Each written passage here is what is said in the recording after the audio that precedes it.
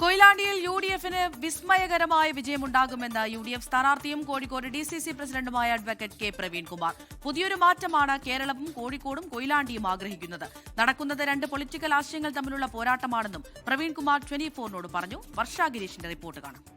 Koyilandy UDF സ്ഥാനാർത്ഥിയും Kozhikode DCC പ്രസിഡന്റുമായ advocate K പ്രവീൺകുമാറാണ് 24നോടൊപ്പം ചേരുന്നത്.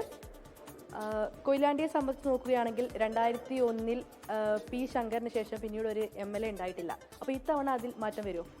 അതിനുശേഷം എത്ര വെള്ളം ഒഴുകിപ്പോയി ഭാരതപ്പുഴയിലൂടെ. കാലം മാറി, നാട് മാറി. പുതിയൊരു മാറ്റമാണ് കേരളവും കോഴിക്കോടും ആഗ്രഹിക്കുന്നത്. അതിനോടൊപ്പം കൊയിലാണ്ടി നിൽക്കും. എതിർ സ്ഥാനാർത്ഥി എന്ന് പറയുന്നത് 2 തവണ കൊയിലാണ്ടി MLA ആയിട്ടുള്ള ആളാണ്. അപ്പോൾ മത്സരം കടുക്കുമോ? അങ്ങനെ 2 തവണ MLA ആൾക്ക് പരാജയപ്പെടാൻ പാടില്ലെന്ന് നിയമമൊന്നുമില്ലല്ലോ. മാത്രം ഇത് വ്യക്തികൾ തമ്മിലുള്ള പോരാട്ടമല്ല. ഇത് 2 പൊളിറ്റിക്കൽ ആശയങ്ങൾ തമ്മിലുള്ള പോരാട്ടമാണ്. കൊയിലാണ്ടിയുടെ മനസ്സിൽ 2 ചോദ്യമുള്ളൂ. വികസന വിരുദ്ധതയുടെ പ്രതീകമായ മുന്നണി വേണമോ, വികസനത്തിൻ്റെ മുന്നണി വേണമോ എന്നുള്ളതാണ്. അങ്ങനെ വരുമ്പോൾ സ്വാഭാവികമായും അവർ UDF ഓപ്റ്റ് ചെയ്യും. ജനങ്ങളുടെ പ്രതികരണം എങ്ങനെയാണ് കൊയിലാണ്ടിയിൽ? ഓരോ ദിവസം കൂടുന്തോറും ഞങ്ങളുടെ പ്രതീക്ഷ വർദ്ധിക്കുന്നു. ആദ്യം ഇറങ്ങുമ്പോഴുള്ള ഭൂരിപക്ഷ സംഖ്യയല്ല ഇപ്പോൾ മനസ്സിലുള്ളത്.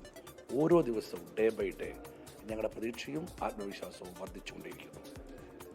ഭൂരിപക്ഷം തന്നെ കൊയിലാണ്ടി ജയിക്കുന്ന വിസ്മയകരമായ ഭൂരിപക്ഷം, ഒരു സംശയവും വേണ്ട.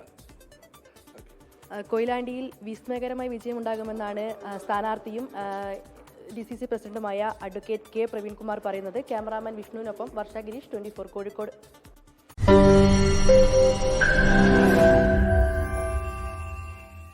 ലോകത്തെവിടെയായാലും ഏത് സമയത്തും 24 വാർത്തകളും ഓഗ്മെന്റഡ് റിയാലിറ്റി പാക്കേജുകളും എക്സ്പ്ലെയിനറുകളും വിശദമായി കാണാൻ ഞങ്ങളുടെ യൂട്യൂബ് ചാനൽ നിങ്ങൾക്ക് സബ്സ്ക്രൈബ് ചെയ്യാം.